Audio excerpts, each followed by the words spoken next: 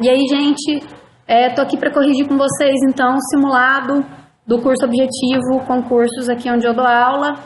Esse vídeo para todo mundo, lógico, especialmente para os meus alunos que estão esperando a correção da parte do direito. Não sei, vou tentar deixar disponibilizado aqui para vocês alguns exercícios, se eu não conseguir todos, mas, assim, acompanha aí, tem muita informação bacana, muita informação legal aí para quem vai fazer o concurso da capital, que tá pertinho de abrir, hein, gente? Quem tá estudando tá com a faca e com o queijo na mão. Dia 16 de outubro, o tribunal lançou uma publicação validando, né, confirmando a validade do concurso do interior realmente até 6 de dezembro. Então, a partir de 7 de dezembro, está liberado para abertura de novo edital. Acho difícil sair esse ano, do dia 7 até o dia 19, porque 19 suspendem os prazos do tribunal, as comarcas e os cartórios todos em correição. Então, eu acredito que a partir de janeiro já deva ter uma posição. Tem muita comarca esperando nomeação de escrevente para poder liberar os segundos assistentes. Eu falei isso aqui num vídeo de começo meu, eu acho que chame agora TJ, alguma coisa assim, que os gabinetes de juízes de primeiro grau receberam, né, do presidente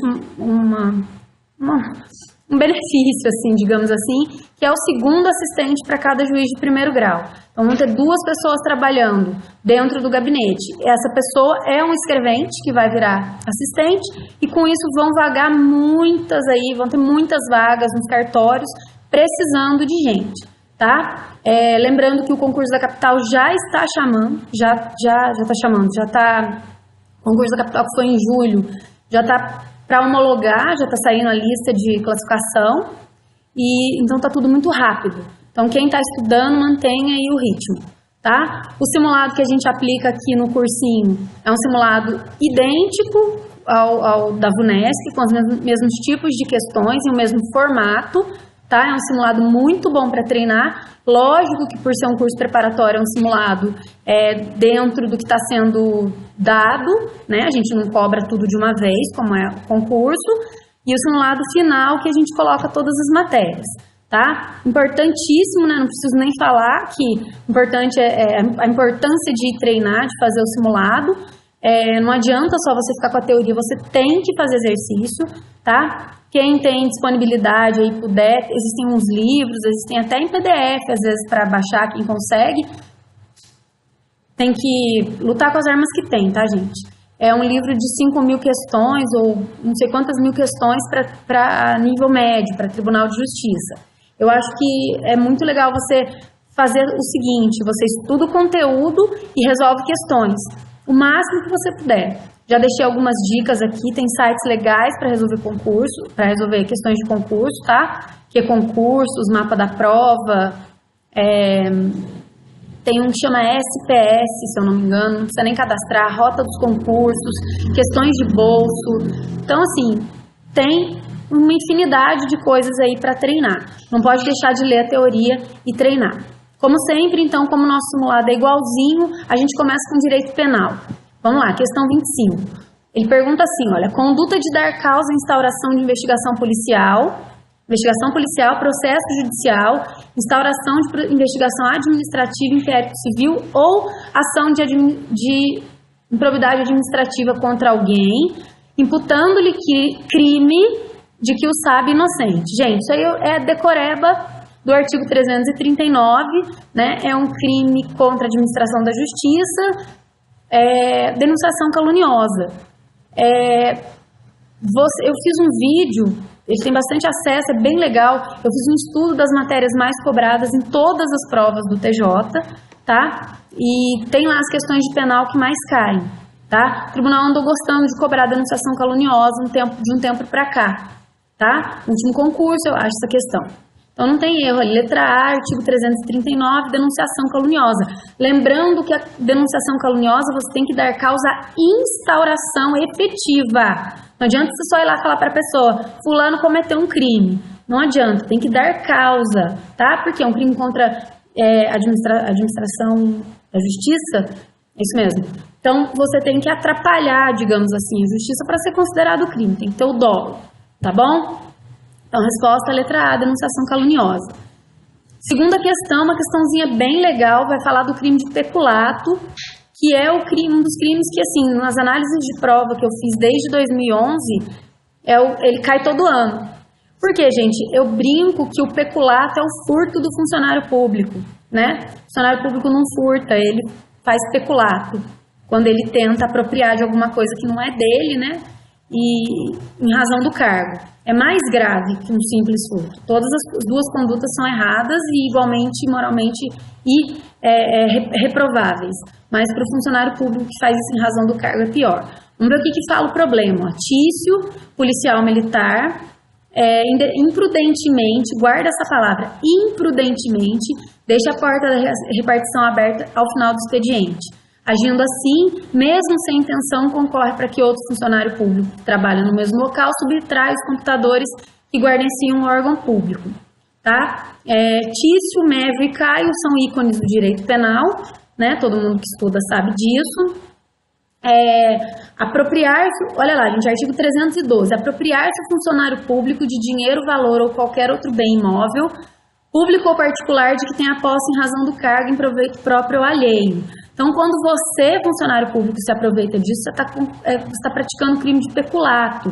Só que a informação aqui é que o Tício, que era policial militar, ele agiu imprudentemente, gente. Isso aqui é uma das modalidades da culpa. Olha lá o parágrafo 2º, peculato culposo. Se o funcionário concorre culposamente para o crime de outrem, ele deixou a porta aberta porque ele foi embora correndo e não trancou, foi imprudente, não verificou se estava tudo fechadinho. Tá? Então, imprudência, imperícia e negligência são as três modalidades de culpa, tá? É quando você age sem intenção, digamos assim, tá? Diferente do dolo, de quando você age com intenção. Para concurso de TJ é fundamental você saber apenas isso, que a modalidade imperícia, imprudência e negligência é uma das modalidades de culpa e que se você se deparar com uma dessas três palavras, você vai estar diante de alguma coisa na forma culposa, no caso aqui o peculato, tá? O que a questão queria saber, então? Que crime que o Tício, o policial militar, cometeu quando ele deixou a porta aberta de forma negligente, né? De forma imprudente, aliás. Peculato culposo, artigo 312, parágrafo 2º. Tranquilo, sem problema, questãozinha sossegada. Vamos para a próxima, então, questão número 27, ó. A conduta de funcionário público que antes de assumir a função, mas em razão dela exige para outrem indiretamente vantagem indevida.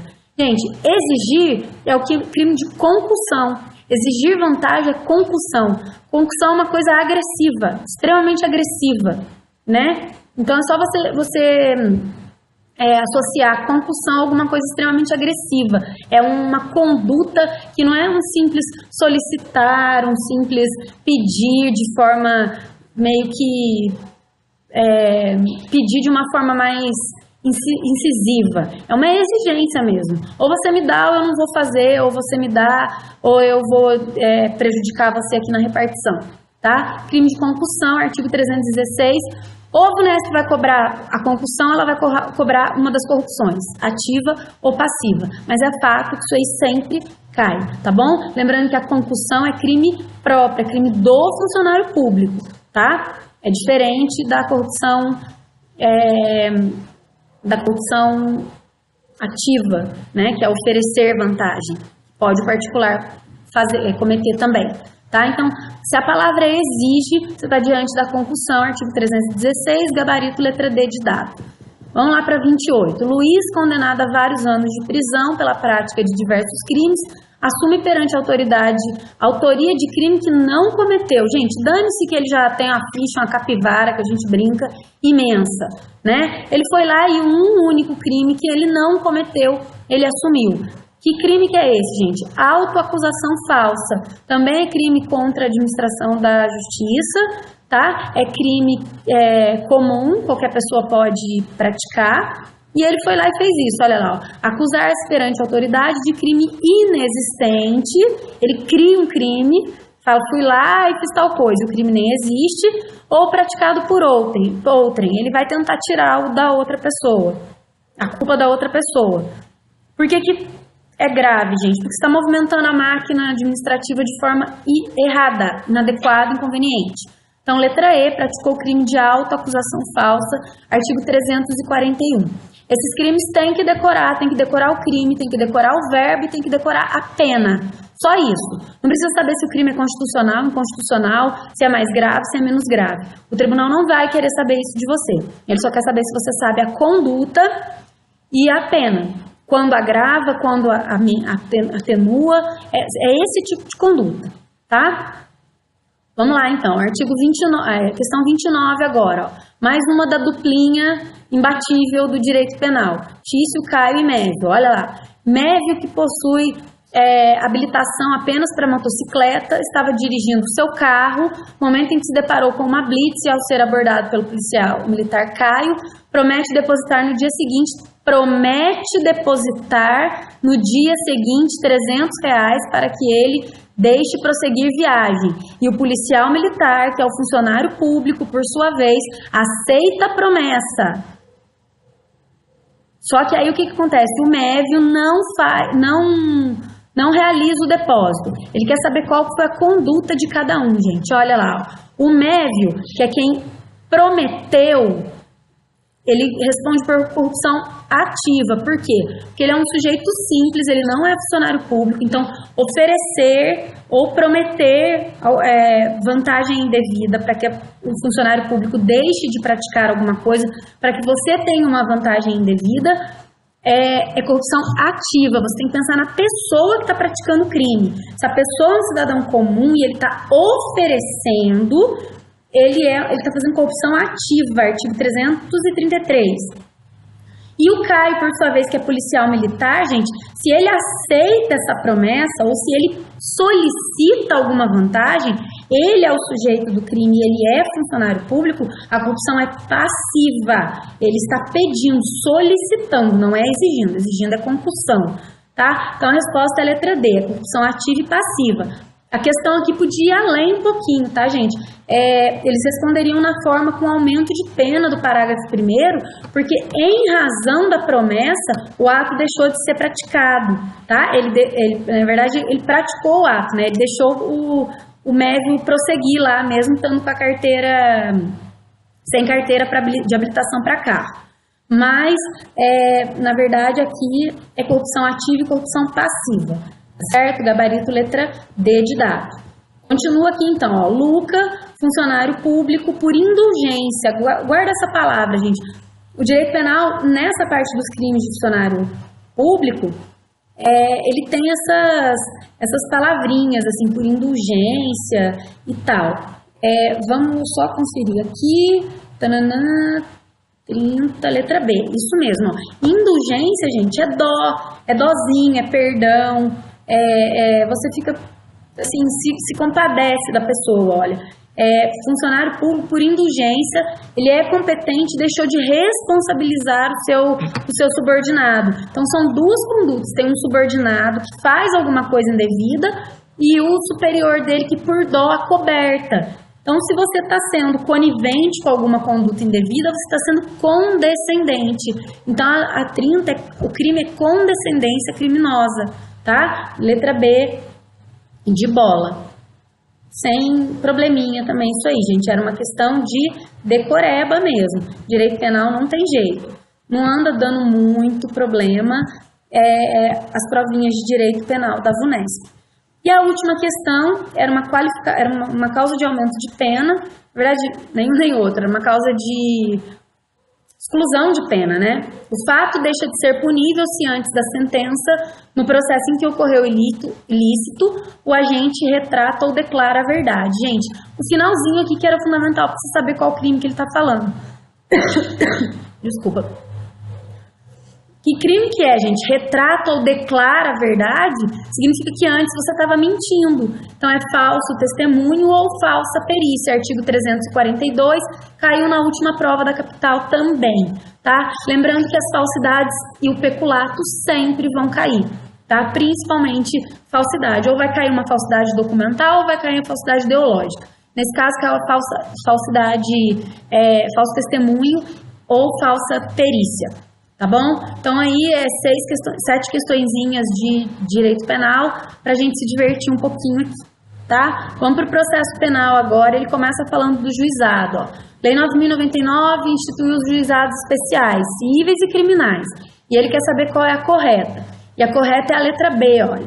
Atendidos os critérios estabelecidos em lei, serão válidos sempre que preencherem as finalidades para as quais forem realizadas, tá, gente? Isso aí é o princípio de que não há nulidade sem prejuízo.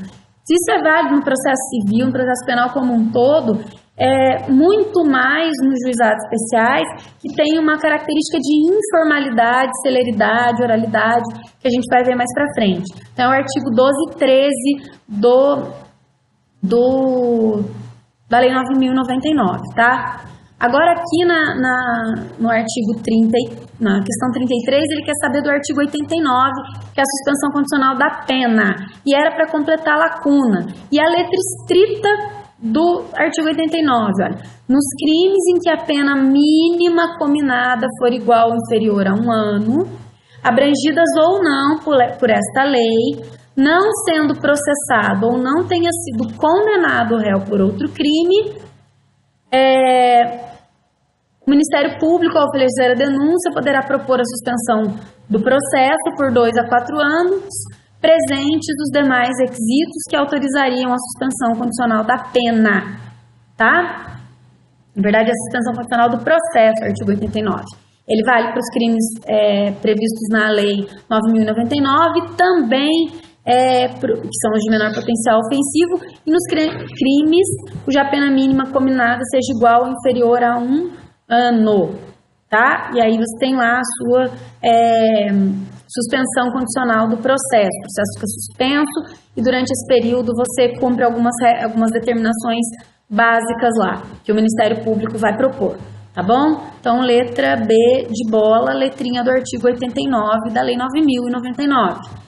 Depois ele tem lá, olha, assinale a alternativa em que consta o aspecto que diferencia o procedimento comum ordinário do sumário. E aí tem 5 alternativas, olha lá. A ordem de inquirição das testemunhas arroladas pela acusação e pela defesa. A ordem é a mesma, gente. Vai ouvir primeiro a de acusação, depois a de defesa, tanto no ordinário quanto no sumário. Período de tempo em que é concedido para a acusação e defesa falarem as alegações finais orais. Também é o mesmo por uma questão de equilíbrio. Não vai mudar. E a letra C, que é a resposta, que está nos artigos 401 e 532 do CPP. O número máximo de testemunhas a serem ouvidas a requerimento de acusação e defesa. No procedimento ordinário, são até 8 testemunhas, não incluindo as que não prestam compromisso, tá? E no procedimento sumário, são 5, também não incluindo as que não prestam compromisso, e só para a gente relembrar no sumaríssimo, que é o juizado, até 3. Então, 8, 5 e 3, tá? É só fazer. 8 menos 5, 3. Você acha rapidinho a resposta. Então, letra C, artigo 401 e 532. Vamos lá. Agora, a 35, ele fala da restauração de autos. E todas as alternativas estão corretas, olha. Os autos originais de processo penal extraviados ou destruídos em primeira ou segunda instância serão restaurados. Existindo cópia autêntica, será considerada original. Existindo e sendo exibida, tá, gente? A cópia autêntica, ela será considerada original. Você não precisa fazer nova cópia. As partes deverão ser citadas pessoalmente para a restauração dos autos e não sendo encontradas citadas por edital. Proceder-se-á à restauração na primeira instância, ainda que os autos tenham se extraviado na segunda. É só você pensar que o tribunal não faz nada. Volta para o juiz de primeiro grau fazer, tá bom? E até decisão que julgue restaurados os autos, a sentença condenatória em execução continuará a produzir efeito, desde que conste da respectiva guia arquivada na cadeia ou na penitenciária onde o réu estiver cumprindo, ou registro de que torne a existência da pena inequívoca. Então, enquanto tiver, não suspende o cumprimento da pena, o procedimento de restauração de autos, tá, gente? Até por uma questão de que se tiver constando todas as informações lá, o réu continua cumprindo pena. Então, tá tudo certo aí, as 4 assertivas, tá? Desculpa. Agora a próxima questão, gente, que é a questão 36, vai falar dos recursos. E assim, sempre cai, tanto no processo penal quanto no processo civil, uma questãozinha de recursos, olha. E ele fala assim, ó, o Ministério Público poderá desistir de recurso que haja interposto. Já está errado. Acho que é 579, 576 do CPP. Ele não pode desistir, né? Que é o princípio da disponibilidade lá. O Ministério Público não pode desistir. Então, a primeira está errada. E vamos ver as outras, olha. Não se admitirá recurso de parte que não tiver interesse na reforma ou modificação da decisão.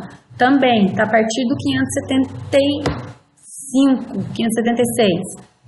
Tá certo? E salvo hipótese de má-fé, a parte não será prejudicada pela interposição de um recurso por outro, princípio da fungibilidade dos recursos. Então, só a segunda e a terceira está certo, letra E, 2 e 3 correto, tá? Mais uma questãozinha de recurso aqui, ó, assinale a alternativa que apresenta hipótese de recurso de ofício. Sentença que concede habeas corpus, artigo 574 do CPC. Tem mais um caso também, que é quando tem absolvição sumária lá por inexistência do crime. Inexistência do crime e falta de prova da existência do crime. Tem que olhar lá, 574, incisos 1 e 2, habeas corpus é um deles. Tá? E por último, outra questão do juizado especial, que ele quer saber quais são os princípios. Tem que fazer um mnemônico aqui, oficeio, com C, C-E-I-O. Celeridade, economia, informalidade e oralidade. Tá? Boa-fé, objetividade, instrumentalidade, essas coisas não entram. Então, é o CEIO, C-E-I-O. Celeridade, economia processual, informalidade e oralidade, certo? Então, bonitinha, bacana a prova de processo penal para treinar. E agora a gente vai para a disciplina mais linda de todas, que é o processo civil. Olha lá, João foi intimado pela imprensa oficial para manifestação simples sobre o prosseguimento de uma ação no dia imediatamente anterior ao início das férias forenses. Gente, publicou... Começa a contar no dia seguinte, já falei. Dia seguinte é férias forenses.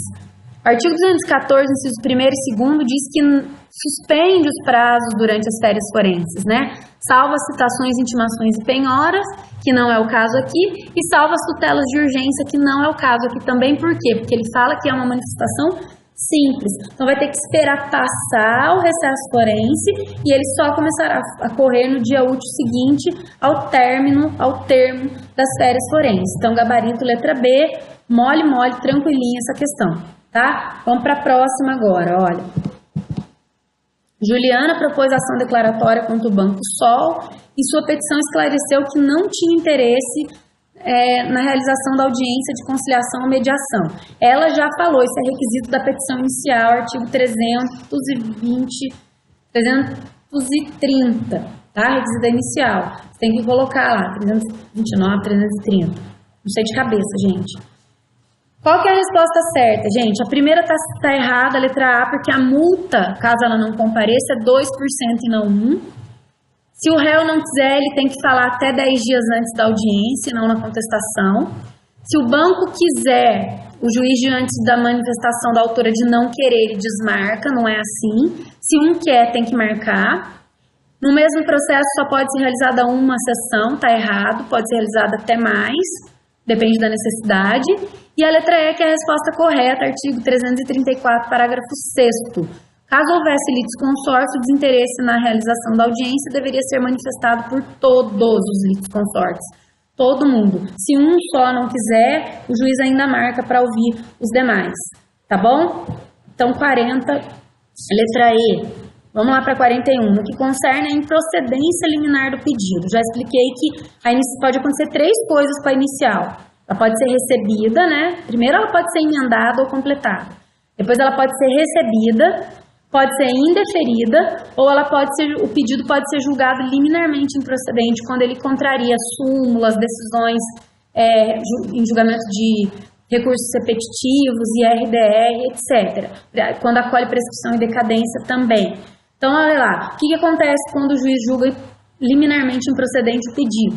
Cabe recurso? Cabe. Qual é o recurso, gente? É uma sentença que extingue. Então, vai ser uma apelação o recurso. Então, tudo que tem agravo, vocês já podem riscar. Isso é técnica de prova. Se você sabe qual é o recurso competente, você já risca o recurso errado. Então, interposta a apelação. Se houver retratação do juiz, prossegue. Olha lá, haverá o prosseguimento do processo com a citação do réu. E se não houver retratação, cita o réu para ele apresentar contrarrazões em 15 dias e o processo sobe para o tribunal, artigo 332, os parágrafos lá, 1º, 2º, 3º e 4º, tá? Então, o que você tem que saber da improcedência liminar do pedido? Ela é uma sentença, ela cabe a apelação e o juiz tem 5 dias para se retratar. Se ele se retratar, o processo segue, se ele não se retratar, cita o réu para contrarrazões em 15 dias e o processo sobe. Tá? Então, letra C é a resposta. Tranquilo também, extensa a questão, mas sem grandes problemas. Agora ele pede, é requisito da petição inicial, a formulação do pedido com suas especificações. Ele quer saber o tipo do pedido. Vamos ver lá, ó. A resposta é a letra B, porque fala o seguinte, olha. É permitida a formulação do pedido genérico, sim, nos casos legais, que são 3 casos legais, né? Ações universais, ações que você não puder de plano quantificar lá o valor, e nas ações que dependam de documento ou de ato da parte contrária. 324, parágrafo 2º. Olha lá, é permitida a formulação do pedido genérico nos casos legais e em reconvenção nas mesmas hipóteses em que caberia no pedido na ação principal. A reconvenção é o pedido do réu quando ele depois que ele contesta, ou ele nem precisa contestar e ele só faz o pedido no momento da contestação, tá? As demais estão erradas, tá? Quando houver prestações sucessivas, não precisa de pedido expresso. Declaração expressa do autor. O pedido pode ser aditado até a citação desde que haja consentimento. Não, gente, se o réu não foi nem citado ainda, ele não precisa dar consentimento, tá? É lícita a acumulação em um único processo desde que entre eles haja conexão. Não, desde que entre os pedidos não haja conexão. E é vedada a acumulação de pedidos se para cada um deles corresponder tipo diverso de procedimento, ainda que o autor empregue o rito comum, o procedimento comum. Não, se ele empregar o procedimento comum para todo mundo, você pode acumular pedido de ritos diversos. A questãozinha 43 sobre a tutela de urgência agora. Lembrando que a tutela de urgência, ela se baseia em urgência e evidência, tá? E as tutelas de urgência, elas se subdividem em tutela antecipada antecedente ou cautelar antecedente, ou incidental também, mas ela se divide em antecedente e cautelar. E ele fala o seguinte, olha, vamos ler item por item. No procedimento de tutela cautelar em caráter de evidência, já chuta, risca e manda embora. Não existe cautelar de evidência, existe só tutela de evidência. A tutela cautelar em caráter antecedente será concedida independentemente de demonstração de perigo de dano ou risco ao resultado útil do processo. Não, tem que ter, requisito, tá? Perigo de dano ou risco ao resultado útil do processo. Letra C. Efetivada a tutela cautelar, o pedido principal terá de ser formulado pelo autor no prazo de 30 dias, caso em que será apresentado nos mesmos autos em que foi deduzido.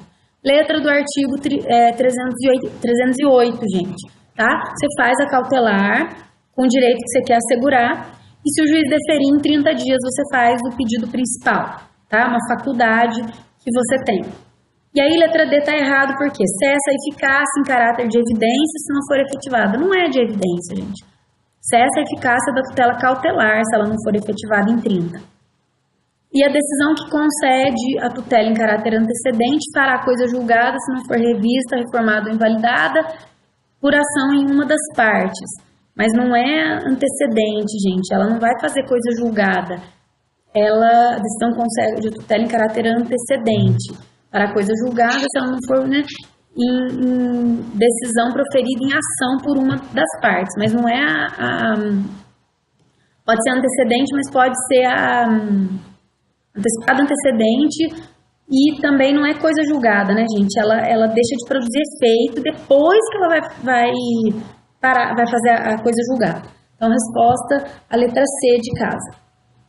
E aí, ó, a quarta questão que eu estava falando, negócio de contagem de prazo, é o exercício que caiu no último concurso da capital. Ó. Luiz, ele quer saber, o juiz... Desculpa, gente. Luiz ingressou com uma ação contra Mirella. Em 9 de março, na audiência de instrução, ele julgou improcedente. Se ele julgou improcedente, o Luiz perdeu, tá? Luiz entrou com a ação, para ele ganhar teria que ser procedente. Se for improcedente é porque Luiz perdeu. Então, se Luiz perdeu, só ele pode recorrer. Quem ganha não tem interesse em recorrer. Ou quem perde tudo, ou quem perde pelo menos um pouco, quem perde em parte, tá? Então, só Luiz vai recorrer. É sentença? Qual é o tipo de recurso para sentença? Apelação. Então, ele vai ter que entrar com apelação. Então, você já pode riscar o que não for apelação. Só Luiz vai recorrer. Dia 9 de março foi publicado em audiência. Então, começa a contar 9 é sexta, 10 e 11 é sábado e domingo. Começa a contar dia 12. Olha aqui, ó. Segunda, terça, quarta, quinta e sexta. Então, 12, 13, 14, 15, 16, 17, 18, sábado, domingo.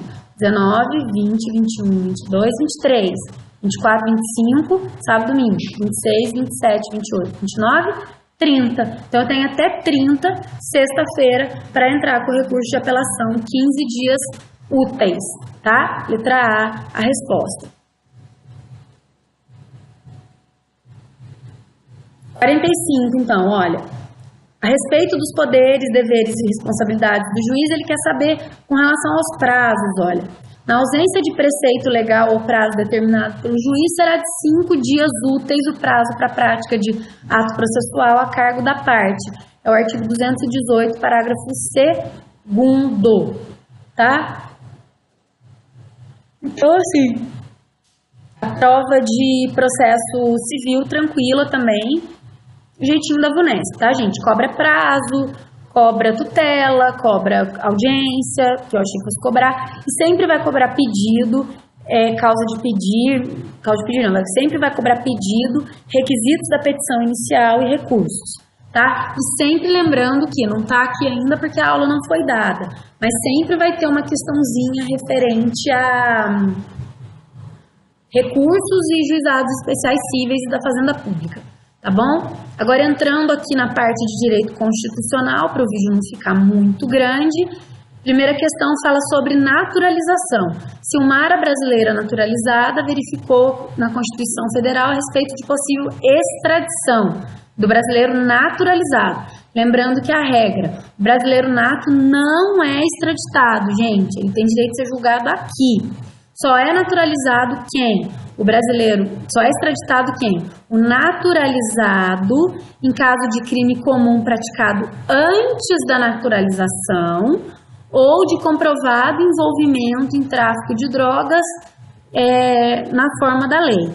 É o artigo 5º, inciso 51, letra D de dado, o gabarito, tá? Agora aqui, 47, assinale a alternativa, saber o que está errado aqui. Assinale a alternativa que não indica direitos sociais. Direitos sociais a partir do 6º e do 7º, tá? Olha lá, direitos sociais. Repouso semanal remunerado, preferencialmente aos domingos, tá certo. Relação de emprego protegida contra justa causa também tá certo. Irredutibilidade do salário é salvo na existência de acordo ou convenção coletiva, não mesmo na existência. Se tiver no acordo e na convenção coletiva que pode reduzir, não está ferindo direito social nenhum. Então, letra C, que é o correto. Agora, ele quer saber, considerados essenciais para a efetivação dos direitos mínimos de existência, os direitos sociais são elevados a nível constitucional. Lógico, está na Constituição, né, gente? De forma a auxiliar na garantia de efetivação da dignidade da pessoa humana. Considerando os direitos sociais expressos, assinale a alternativa correta sobre os direitos dos trabalhadores urbanos e rurais. Olha lá, os trabalhadores têm direito à remuneração superior quando do serviço extraordinário, então fez hora extra, remuneração superior, e tem direito à participação, possibilidade de participação nos lucros e resultados, sendo essa participação desvinculada da remuneração. São os incisos, artigo 6º, incisos 11 e 16, tá? Aí ele vai falar depois de piso proporcional, trabalhadores têm direito ao repouso remunerado, de preferência aos sábados e domingos, não, de preferência aos domingos. Depois ele fala dos trabalhadores têm direito ao seguro contra acidentes, mas tem direito, mas ele tem que contratar, não está lá no texto da lei, tá? E é proibido o trabalho noturno, perigoso, insalubre a menor de 16, salvo na condição de aprendiz e de 14. Bom, insalubre não pode, nem para menor aprendiz, tá, gente? Insalubre e... como chama? Insalubre e perigoso. Então, letra A resposta da 48. Da 49 agora, decorebinha, olha. Ele quer saber aqui, ó. Conforme estabelece a Constituição, são 2 exemplos de cargos de brasileiro nato. Está lá no 12, parágrafo 3º. Quais são os cargos de brasileiro nato? No caso aqui é ministro do STF e oficial das Forças Armadas. Por quê, gente? Porque entra na linha sucessória. O ministro do STF, se ele for presidente do STF, em caso de vacância de vice-presidente, presidente da mesa da Câmara, presidente da mesa do Senado, entra o ministro do STF. Ou é o contrário, né? Então, ele entra na linha sucessória, por isso tem que ser brasileiro nato. Todos os brasileiros todos os cargos que entram na linha sucessória do presidente da República, eles têm que ser cargo privativo de brasileiro nato, porque eles não pode ter um brasileiro naturalizado na presidência, tá bom? Então, 49, letra B de bola. E aí a 50, olha. Filho de pai brasileiro e mãe estrangeira nascido no exterior vai ser brasileiro nato se quando ele estiver lá no exterior o pai dele tiver a serviço da República Federativa do Brasil. Então, aí ele vai ser brasileiro nato, se o pai tiver a serviço. Senão tem que vir para o Brasil, optar depois a qualquer tempo pela nacionalidade e etc. Aí agora sobre a investidura no cargo, tá, gente? A resposta é a letra E, olha. Ele quer saber se a investidura no concurso público sempre vai ser por meio de concurso público, tirando os cargos de livre nomeação, exoneração, para alguns cargos. Mas olha lá, durante o prazo improrrogável previsto no edital de convocação, aquele aprovado em concurso público de provas ou provas e títulos será convocado com prioridade sobre os outros concursados. Tá? É o direito de não preterição. Você não pode abrir outro concurso ou chamar outras pessoas enquanto estiver no prazo do edital e ainda tiver vagas abertas. Artigo 37, inciso 4º. Tá? E a última questãozinha aqui de constitucional, ele quer saber quando um servidor público aceita o presente de uma empresa ganhadora de licitação, qual é o princípio da administração que ele fere. Lembrando os princípios da administração no mnemônico LIMPE: legalidade, impessoalidade, moralidade, publicidade e eficiência. Tá? 5 artigos que a administração pública tem que observar. E se você aceita um presente de uma empresa que ganhou um processo licitatório, principalmente de uma repartição que você vai trabalhar, você está sendo imoral, você está ferindo a moralidade administrativa, tá? O funcionário público não pode aceitar presente, gente. A gente já tem remuneração, tá bom? Fica feio. Agora vamos para a provinha de administrativos. Direito administrativo. Segundo, em relação ao procedimento disciplinar do Estatuto do Funcionário Público, tá? A resposta correta é assim, ó. O processo administrativo deverá ser instaurado por portaria no prazo improrrogável de 8 dias do recebimento da determinação e concluído no prazo de 90. É o artigo 277 da Lei 10.261 de 68, que é o Estatuto do Funcionário Público. As outras estão erradas, tá? Porque ele fala que a contagem do prazo computa de inicial, não computa. A letra B fala que o servidor pode ser reintegrado normalmente quando ele foi exonerado por falta de provas. Não é por falta de provas, é quando foi absolvido pela inexistência da infração lá, tá? O pedido de reconsideração está errado porque não são 15 dias, são 30, são 10 em última instância, e o prazo para recorrer das decisões também são 30 dias e não 15, como está aí. Então, letra E, o gabarito da questão 53 de Direito Administrativo. Continuando aqui com Direito Administrativo, gente. O que a VUNESP pediu muito na última prova? Muita questão de improbidade, tá? Então, tem que estudar. A leizinha de improbidade é uma lei pequena, mas ela tem muita conduta para ser estudada. E isso aí precisa ser decorado, senão você não dá conta, tá? Suponha que a Câmara instaure procedimento administrativo disciplinar em face de servidor com base em denúncia que afirma que o agente está praticando atos com finalidade de enriquecer ilicitamente. A comissão julga o processo e entende que houve a prática da improbidade. Fez lá o procedimento inicial. Vamos ver qual é a resposta, olha. Opa, peraí que eu perdi aqui. Deixa eu voltar. Um minutinho. Olha lá. A resposta, olha. Comprovado enriquecimento ilícito do servidor, é desnecessária a comprovação de dolo ou culpa? Não, gente, não existe responsabilidade objetiva do servidor, tá? Tem que comprovar dolo ou culpa sim. Tá errada a primeira por causa disso. A letra B tá errada porque essa questão até deu polêmica, a gente achou que ela ia ser anulada no último concurso.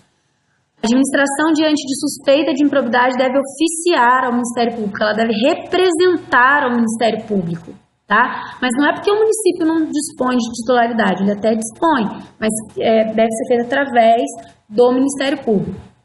E a letra C, que é a correta, ó, denúncia apresentada à administração por suspeita, será escrita, reduzida a termo, conterá qualificação, informação do fato, autoria e indicação de prova. É uma petição inicial aqui da lei de autoridade, da lei de improbidade, tá?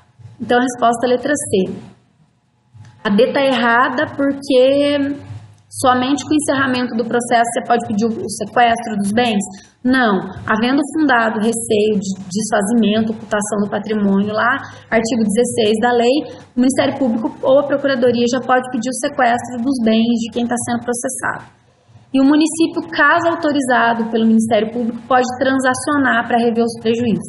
Não pode, gente. Na lei de improbidade administrativa não tem transação, artigo 17, tá? Não pode transacionar o interesse público.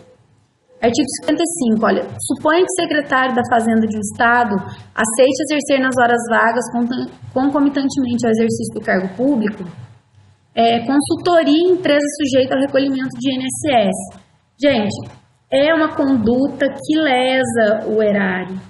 Então, é o artigo 9º, inciso 8º, ato de improbidade que importa enriquecimento ilícito. Por quê? Porque você está facilitando a vida para uma outra empresa recolher menos imposto. Ela vai estar enriquecendo ilicitamente. Então, não pode. Artigo 9º da lei, inciso 8º, tá?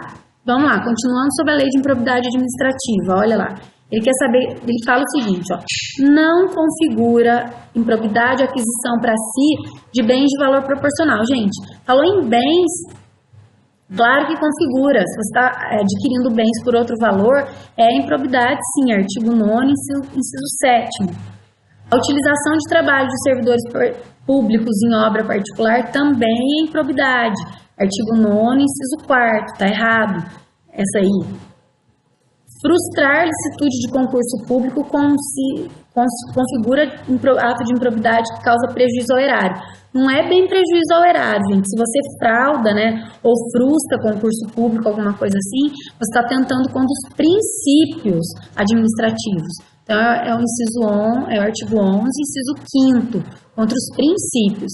E a resposta, a letra D, olha, está no artigo 3º, as disposições da lei são aplicáveis no que couber aquele que, mesmo não sendo agente público, induza ou concorra para a prática do ato de improbidade. Então, o particular também pode sofrer processo por improbidade se ele concorrer. E é por isso que a E está errada, porque fala que as penas são somente aos agentes públicos e não é, tá bom? Por último, aqui, uma de improbidade ainda. Ele quer saber qual é a improbidade aqui que pressupõe prejuízo ao erário. É conceder benefício administrativo ou fiscal sem observância das formalidades legais. Então, ele dá benefício sem saber de fato se a pessoa tem. É um baita prejuízo, porque você está concedendo benefício fiscal, a pessoa não vai recolher imposto. tá? As demais estão erradas, gente. Ó, a letra A está errada por quê? Perceber vantagem econômica, claro que é prejuízo ao erário. Receber vantagem econômica para omitir ato de ofício também é prejuízo ao erário. Revelar fato ou circunstância de que tem ciência em razão às atribuições não é que é prejuízo ao erário, mas é prejuízo atenta contra os princípios, tá? E letra D, revelar ou permitir que chegue a conhecimento de terceiro antes da divulgação o teor de medida política econômica. Se você vai dar para a pessoa saber teor de política econômica que vai beneficiar ou prejudicar ela, você está fazendo com que ela enriqueça ilicitamente também, tá bom? E a 59 aqui, ó, na hipótese de ocorrência de infração que não estiver suficientemente caracterizada ou definida a autoria. Então, eu tenho uma suspeita de infração disciplinar. A Lei 10.000 fala o quê, gente? Que realiza uma apuração preliminar de natureza investigativa, artigo 265. Não instaura sindicância, não pode...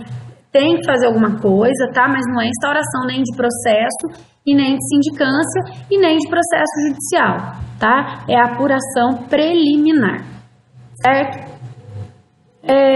Questão agora de normas da corregedoria, questão 60. Olha só, gente, eu anulei essa questão de ofício, tá? Eu, a banca, examinadora da minha matéria, anulei a questão de ofício. Por quê?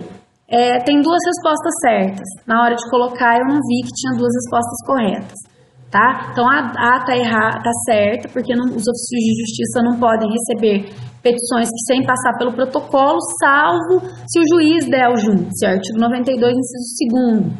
E a B também tá certa, gente, porque ele fala assim, ó, se a petição inicial intermediária for acompanhada de objetos de inviável entranhamento, o escrivão deverá conferir, arrolar, quantificar, lavrando-se na presença do interessado, certidão, a quem caberá mantê-lo sob sua guarda. Chegou para mim uma dúvida, eu vou falar rapidamente aqui, que esse a quem diz respeito ao interessado. Então, muito legal, muito pontual a observação, mas assim, gente, é a letra das normas. Se você está num nível de estudo já que você está corrigindo o português na lei, você vai se embananar no concurso, entende? Porque é a letra da lei e o sentido da lei. Se você está entrando com uma petição, raciocina logicamente. Se você está entrando com uma petição com vários objetos, esses objetos são processuais a partir de agora. Você precisa deixar esses objetos dentro do cartório. Então, não cabe ao interessado ficar com a guarda e manter esses objetos. Senão, como que a parte contrária vai pesquisar, vai ver e você vai dar oportunidade para ela se manifestar desses objetos. Então, esse a quem aí, esse pronome, pode não estar muito bem formulada a questão, mas não pira no sentido de querer corrigir o português das normas da corregedoria. Deixa o português para o português, no máximo para interpretar algum problema de matemática ou lógica, tá? No direito é a letrinha e o sentido, o que a lei quer dizer. Por isso que eu coloquei a B também como certa e acabei colocando duas certas na hora de fazer a questão e eu vou anular. Não tá errado porque o pronome quer dizer que o interessado tem que ficar com a guarda, porque não tem que ficar com a guarda, quem tem que ficar é o escrivão, ele é o responsável. Então a 60 tem duas corretas, então tá anulada. Tá bom? 61 vai falar de correição para dar uma lembradinha. Ele quer saber da correição ordinária. A correção ordinária, nos termos do artigo 6º, parágrafo 1º, é aquela prevista anual, normalmente em dezembro, que serve para quê? Para verificar se está tudo certo no ofício, tá? Prevista e efetivada segundo as normas de lei de organização judiciária. Letra E, a resposta, tá? 62, então... Vamos lá, fala dos livros, da escrituração nos livros. Eu lembro que a partir do artigo 80 das normas, eu dividi em 3 condutas a escrituração. O que você deve fazer, o que você deve evitar e o que você é proibido de fazer. O que você deve fazer? Escrever nos livros no vernáculo, que é a língua portuguesa, com tinta azul ou preta indelével, que não saia, que não borre, que não manche e que não apague. Tá? Isso é o que você deve fazer, tá? Não pode assinar nada em branco, não pode constar sem efeito, não pode usar chancela, que é aquele carimbo que imita a assinatura do juiz. Então, a letra B é o artigo 80, inciso 2º, tá? A resposta. 63 agora, sobre os seguintes livros. Eu não sei até quando a VUNESP vai cobrar livros, gente, porque os livros em si já estão sendo descartados por conta da informatização, mas a gente tem que saber. De todos os livros que eu citei aí, que estão no artigo 63 e 64, o único correto é a letra A, protocolo de autos e papéis em geral. Não existe livro de visitas e correições extraordinárias. Existe livro de visitas e correições. Não existe livro de carga de autos só para perito. Existe livro de carga de autos que é desdobrado em tantos quantos forem os destinatários. Não é livro de registro de sentença, inclusive para processo informatizado? Não. Se o processo é informatizado, não precisa do livro. É dispensado o registro no livro, tá? E por último, o livro de cargas e mandados de prisão. Não é livro de cargas de mandado de prisão, é livro de cargas e mandados, qualquer mandado, tá bom? Então, a letra A, artigo 63. A 63 é a letra A, que é o artigo 63 das normas da Corregedoria.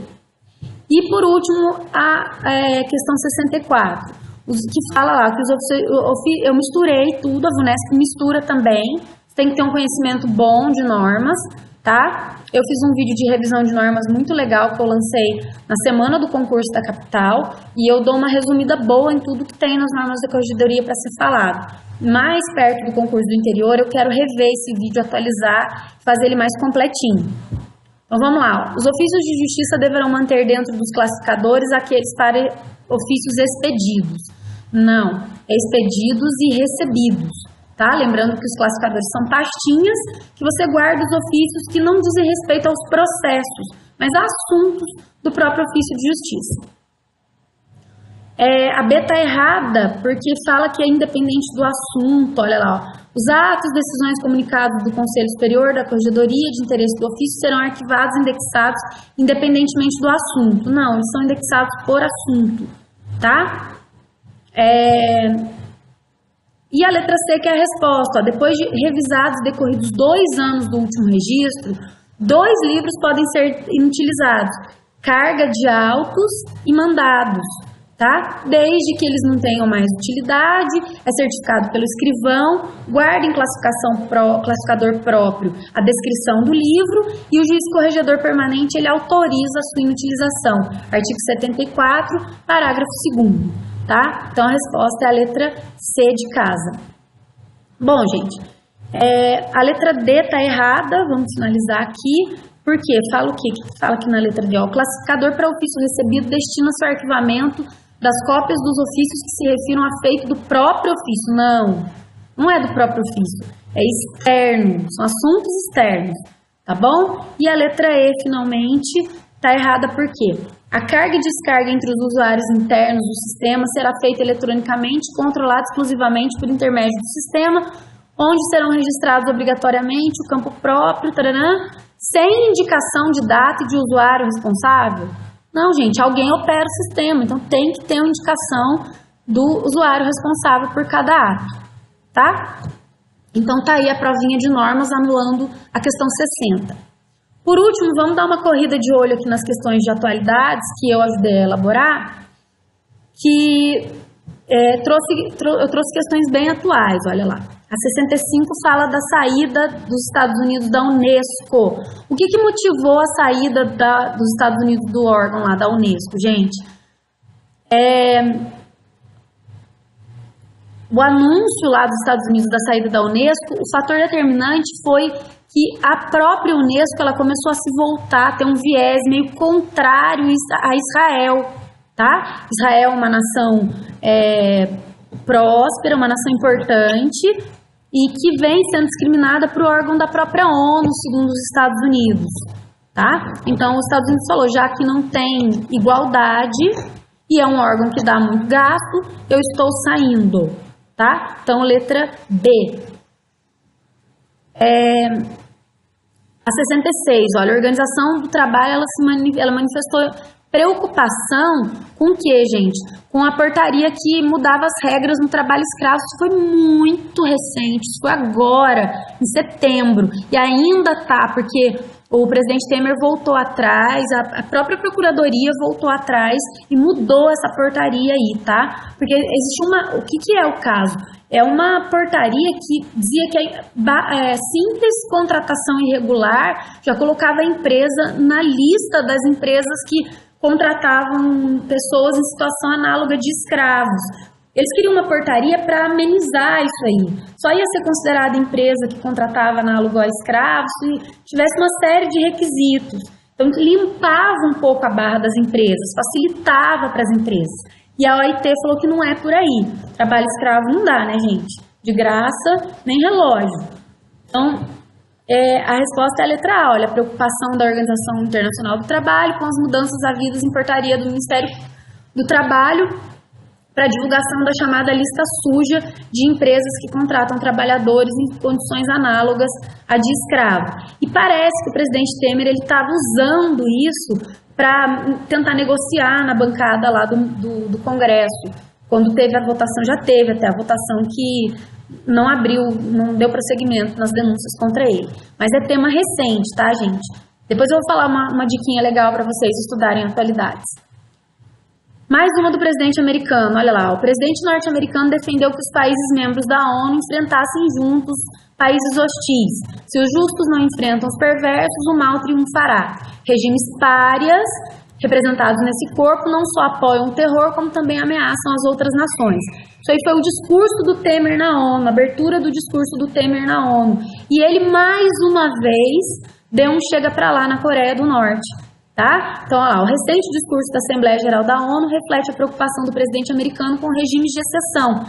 Principalmente quem, gente? Não é programa nuclear da Venezuela, não é apoio do Irã, não é ameaça, as constantes ameaças feitas pelo presidente da Coreia do Norte em lançar mísseis e foguetes sobre os Estados Unidos, tendo o presidente americano ameaçado destruir aquele país se fosse necessário. Ele falou isso na Assembleia Geral da ONU. Porque o presidente da Coreia do Norte, ele se comporta como um menino que fica puxando briga na porta da escola contra uma baita de uma nação, que é os Estados Unidos. O problema é que o cara lá da Coreia tem míssil nuclear, né? Ele vai fazer uma merda, que é um moleque imaturo com um potencial nuclear imenso. Enfim, não vamos julgar, vamos só fazer a prova. Por último, a Catalunha, tá? Conflitos na Catalunha. A Catalunha é uma região da Espanha, que tem como região central Barcelona, uma região rica, tá? Cuja capital é Barcelona, que tem seu próprio idioma, e eles estão querendo se separar. E aí deu uma zica feia lá, tem que acompanhar o que está acontecendo no jornal.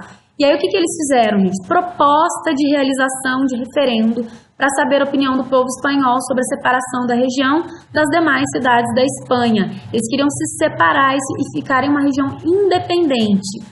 Tá? E aí o primeiro-ministro entrou no meio, interviu, deu problema, eles foram pra rua, o conflito lá é sério, tá?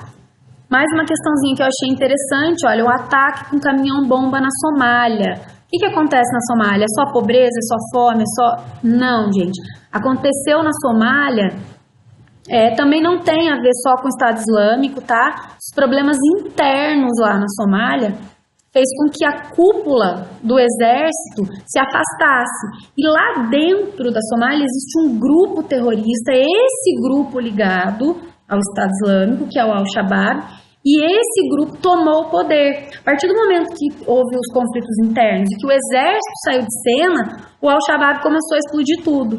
Tá? Ah, mas como é que eu vou saber disso para fazer a prova? Já vou falar já, deixa eu corrigir a última questão que fala da lei da terceirização. Tá? Que a resposta, peraí que eu não marquei, um minuto, vou olhar, 70, letra A, 1 e 2 está certo, olha lá, ó. Terceirização pode ser aplicada tanto na atividade meio quanto atividade fim, e o tempo de trabalho temporário não pode ultrapassar 3 meses ou 90 dias, tá? São as duas questões corretas. Tem que ler, gente, o que está acontecendo. De vez em quando pegar lá na internet o G1, a Folha Online, o Estadão, UOL, tá? O que você pode fazer? Você joga no Google lá, olha, G1 Notícias, resumo do mês de julho. E aí tudo do mês de julho vai sair lá para você. Tudo que aconteceu de importante. Resumo G1 mês de agosto. E aí todo dia você lê um pouquinho, que aí você vai ficar craque. Tem uma professora também de um outro curso, que é do Gran Cursos Online, é Rebeca alguma coisa, é Gabaritando Atualidades. Ela é muito boa, eu gosto muito dela, eu não tenho problema nenhum em divulgar os professores aqui no meu canal, tá, gente? Acho que a gente tem que reconhecer o mérito de todo mundo. E eu acho ela joia, é Rebeca alguma coisa, do Gran Cursos. E ela dá umas dicas muito legais de atualidades. Vale a pena aí para quem está estudando. Bom, simulado corrigido, sem grandes questões problemáticas. Continuo insistindo que tem que treinar, tem que fazer exercício. E volto ainda com outros exercícios corrigidos pra gente. Mas agora eu volto com processo civil. Tá bom? Espero que tenha ajudado, que vocês tenham gostado. Até a próxima. Fiquem com Deus e um beijo.